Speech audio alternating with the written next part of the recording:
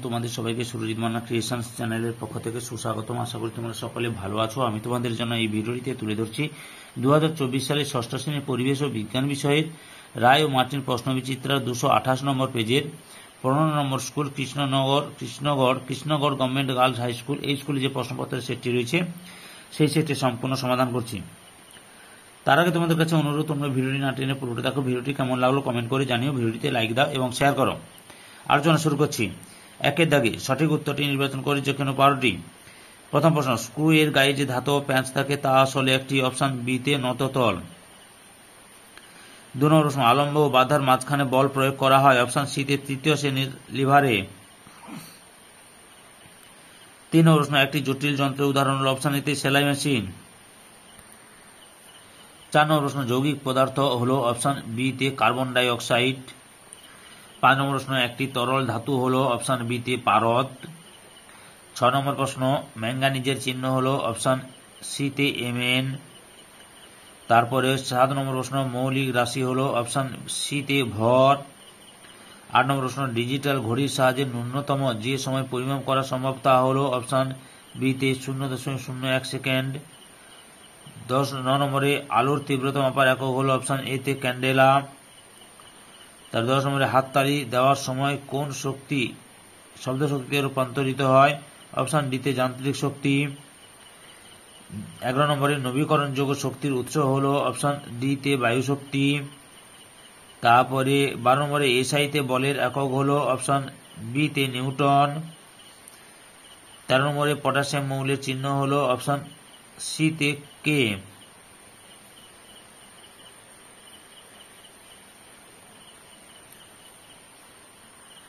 দুই দাগে অতি সংক্ষিপ্ত উত্তর দাও যে কোনো 8টি। প্রথম প্রশ্ন, দ্বিতীয় শ্রেণীর লিভারে বাধা কোথায় থাকে? না আলম্ব ও বলের মাঝখানে। 2 নম্বর প্রশ্ন, চিনির শরবত দ্রাব্য ও দ্রাবকের নাম লিখো। চিনির শরবতের দ্রাব্য এবং দ্রাবকের নাম লিখো। দ্রাব্য হচ্ছে চিনি, দ্রাবক হচ্ছে জল।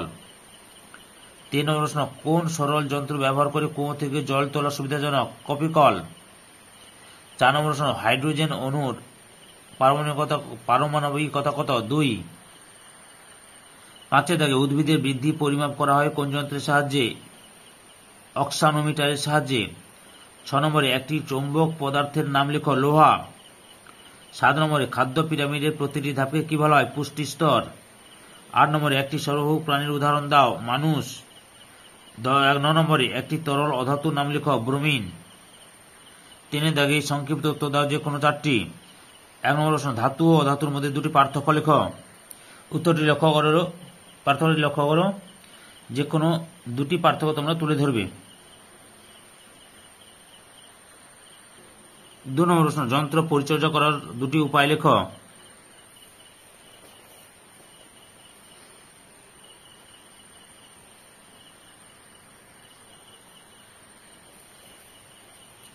3 নম্বর প্রশ্ন, খাদ্য পিরামিড কাকে বলে? যে কোনো খাদ্য শৃঙ্খলের অন্তর্গত উদ্ভিদ ও প্রাণীদের নিচ থেকে উপরে ক্রমিক পর্যায়ে অনুভূমিক ধাপে সাজালে যে ছক বা পিরামিড তৈরি হয় তাকে বলা হয় খাদ্য পিরামিড। এই পিরামিডের ভূমির দিকে জীবের সংখ্যা বেশি এবং শীর্ষের দিকে কম হয়। 4 দাগে একটি তৃতীয় শ্রেণীর লিভারের ব্লক চিত্র অঙ্কন করে বল ও বাধা আলম্ব চিহ্নিত করো। তৃতীয় শ্রেণীর লিভারে এই ছবিটি দেবে, যে আলম্ব, বল, বাধা। 5 দাগে স্টপ ওয়াচের দুটি ব্যবহার লেখো। 5 দাগে স্টপ ওয়াচের দুটি ব্যবহার লেখো। এই ঘড়ি খেলাধুলা সম্পর্কিত কার্যকলাপের সময় ব্যবধান নির্ণয় করতে ব্যবহৃত হয়। 4 দাগে 3-4টি বাক্যে উত্তর দাও যে কোনো 4টি। প্রথম প্রশ্ন, যোজ্যতা কাকে বলে? কোনো মৌলের পরমাণুর অপর কোনো মৌলের পরমাণুর সঙ্গে যুক্ত হয়ে যৌগ গঠন করার ক্ষমতাকে যোজ্যতা বলে, যেমন অক্সিজেনের যোজ্যতা 2। বিকল্প সংখ্যা, কোনো মৌলের একটি পরমাণু যতগুলি হাইড্রোজেন পরমাণুর সঙ্গে যুক্ত হতে পারে সেই সংখ্যাকে ওই মৌলের যোজ্যতা বলে। H2S যৌগে সালফার মৌলের যোজ্যতা কত? 2। 2 নম্বর প্রশ্ন, বল কাকে বলে? বাইরে থেকে প্রযুক্ত যে কারণের ফলে স্থির বস্তু সচল হয় বা সচল বস্তু স্থির হয় বা গতিশীল বস্তুর বেগের মান অধিক পরিবর্তিত হয় অথবা কোনো বস্তুর আকৃতি বা আয়তনের পরিবর্তন হয় সেই কারণকে বল বলে। এসআইতে বলের একক হলো নিউটন। 3 নম্বর প্রশ্ন, চক্র ও অক্ষদণ্ড কাকে বলে? চিহ্নিত চিত্র দাও। চক্র ও অক্ষদণ্ড হলো এক প্রকার ঘূর্ণনক্ষম সরল যন্ত্র। এই যন্ত্রে একটি কম ব্যাসার্ধের বেলনাকার দণ্ডের সঙ্গে একটি বেশি ব্যাসার্ধের চক্র দৃঢ়ভাবে যুক্ত থাকে। কম ব্যাসার্ধের লম্বা বেলনাকার দণ্ডটিকে বলে অক্ষদণ্ড। চক্র ও অক্ষদণ্ড উভয়ই তাদের সাধারণ কেন্দ্রগামী একটি স্থির অক্ষকে কেন্দ্র করে অবাধে ঘুরতে পারে। এই অক্ষকে ঘূর্ণন অক্ষ বলে। চক্রটিতে অপেক্ষাকৃত কম বল প্রয়োগ করে সেই বাধা অতিক্রম করা যায়।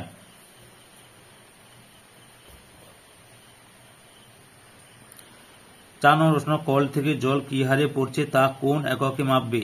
এই পরিমাপের জন্য কি কি যন্ত্র লাগবে? কল থেকে জলপ্রবাহের হার মাপার একক হল ঘন সেন্টিমিটার সেকেন্ড বা মিলিলিটার সেকেন্ড। কল থেকে জলপ্রবাহের হার পরিমাপ করতে অর্থাৎ আয়তন ও প্রয়োজনীয় সময় মাপতে যথাক্রমে আয়তন মাপনী চুম এবং স্টপওয়াচ প্রয়োজন। 5 নম্বরে একটি তৃণভূমির খাদ্য জালের উদাহরণ দাও। লক্ষ্য করো, তৃণভূমির বাস্তুতন্ত্রে সবুজ উদ্ভিদের দ্বারা উৎপাদিত খাদ্য শক্তি একই সঙ্গে হরিণ, খরগোশ, ইঁদুর ও ঘাস ফড়িং ভক্ষণ করে। এরা প্রত্যেকে ভিন্ন ভিন্ন খাদ্য শৃঙ্খলের খাদক। আবার ইঁদুরকে সাপ বা বাজ পাখি খায়, ঘাস ফড়িংকে ব্যাঙ খায় এবং ব্যাঙকে সাপ খায়। ঘাস ফড়িংকে কখনো সরাসরি বাজ পাখি খায় অথবা সময়ে বিশেষে ব্যাঙের মাধ্যমে খায়। এইভাবে পৃথক পৃথক একাধিক খাদ্য শৃঙ্খল পরস্পর সম্পর্কিত হয়ে খাদ্যজাল সৃষ্টি করে। লাইফ সায়েন্স বিভাগ, একে দাগে সঠিক উত্তরটি নির্বাচন করে লেখো। প্রথম প্রশ্ন, কোন শ্রেণীর মেরুদণ্ডী প্রাণী লার্ভা দশায় জলে ও পরিণত দশায় ডাঙায় বাস করে? অপশন বি, উভচর। 2 নম্বর প্রশ্ন, ম্যালেরিয়া রোগীর জীবাণু কোন জীবের রাজ্যের অন্তর্গত? যেগুলো সেগুলো ঠিক নয়, সঠিক উত্তর হল প্রোটোজোয়া। 3 নম্বরে কোন বিজ্ঞানী সর্বপ্রথম দ্বিপদ নামকরণ করেছিলেন? অপশন ডিতে ক্যারোলাস লিনিয়াস। 4 নম্বরে উই পোকার প্রধান খাদ্য হল? অপশন সিতে সেলুলোজ। 5 থেকে প্রদত্ত কোন মশা ডেঙ্গি জ্বর সৃষ্টি করে? অপশন সিতে এডিস মশা। 6 নম্বরে প্রদত্ত কোনটি বিষধর সাপ নয়? অপশন সিতে মেটুলি। তারপরে 7 নম্বরে জৈব ভঙ্গুর বর্জ্য পদার্থ এটি হল? অপশন বিতে সবজি। 8 নম্বরে 4R পদ্ধতিতে প্রথম আর এর অর্থ হল? অপশন বিতে কমিয়ে আনা।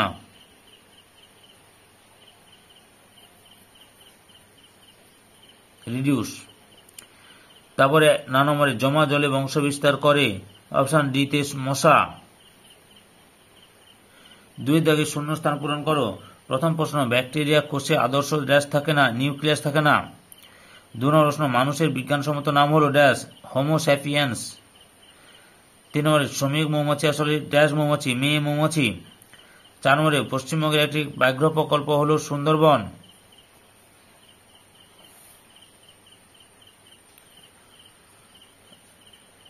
5 নম্বরে স্বাস্থ্য কেন্দ্র থেকে পাওয়া একটি বর্জ্য পদার্থ হল তুলো। পুরনো লোহা গলিয়ে নতুন লোহার জিনিস তৈরিকে ড্যাশ বলে, রিসাইকেল বলে।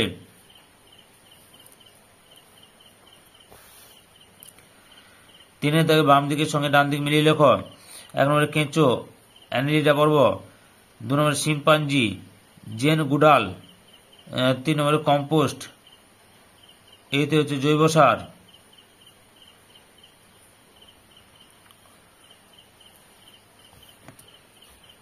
তারপরে 4 দাগে রয়েছে 2 এক কথায় উত্তর দাও। 1 নম্বরে জলের রেশম কাকে বলে? স্পাইরো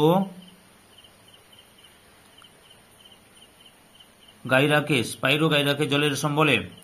2 নম্বর, দীর্ঘদিন জমে থাকা আবর্জনা থেকে কোন গ্যাস নির্গত হয়? Methane gas. ব্লাবার কি? ব্লাবার হল তিমির পুরু চর্বির স্তর।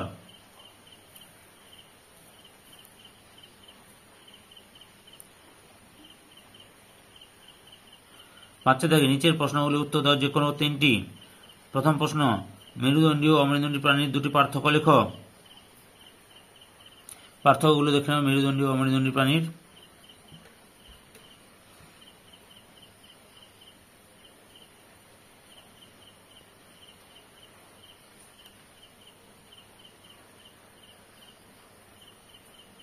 আম গাছের বিজ্ঞানসম্মত নাম লেখো।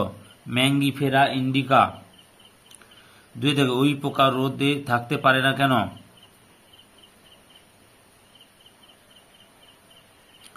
উত্তরটি লক্ষ্য করো। উই পোকাদের গায়ে অন্য পোকাদের মতো কোনো কিউটিন নির্মিত শক্ত খোলক থাকে না, ফলে বেশিক্ষণ রোদের তাপ লাগলে শরীর থেকে জল বেরিয়ে যায় ও শরীর শুকিয়ে উই পোকা মারা যায়। এ কারণে উই পোকারা সবসময় গর্তের মধ্যে থাকে, এমনকি কোথাও যেতে গেলে তারা সুড়ঙ্গ বানিয়ে নিয়ে সেখানে যায়। চাষি পিঁপড়েদের খাদ্য সংগ্রহের পদ্ধতি কিরকম? চাষি পিঁপড়েরা বাটিতে গর্ত করে বাসা বানায় এবং ওই বাসাতে কাটা পাতা এনে জমায়। পাতা পচে গেলে ওই পাতার উপর এক বিশেষ ধরনের সাদা রঙের ছত্রাক জন্মায় ও চাষি পিঁপড়েরা তাদের প্রিয় খাদ্য সংগ্রহ করে। 3 নম্বর প্রশ্ন, হাতি সমাজের নিয়ম খুব কড়া, ব্যাখ্যা করো। উত্তর, হাতি সমাজের নিয়ম খুব কড়া। যদি কখনো কোনো কারণে হাতির বাচ্চা দলছুট হয়ে যায়, হাতির দল তাকে খুঁজে বার করার চেষ্টা করে, কিন্তু যদি দলছুট বাচ্চা হাতিটি কোনো মানুষের আশ্রয় থাকে, তাহলে ওই বাচ্চাকে আর তারা দলে ফিরিয়ে নেয় না। 4 নম্বর প্রশ্ন, তোমার বাড়ির বর্জ্য পদার্থগুলিকে তুমি কিভাবে আবার ব্যবহার করতে পারো? উত্তরটা দেখে নাও।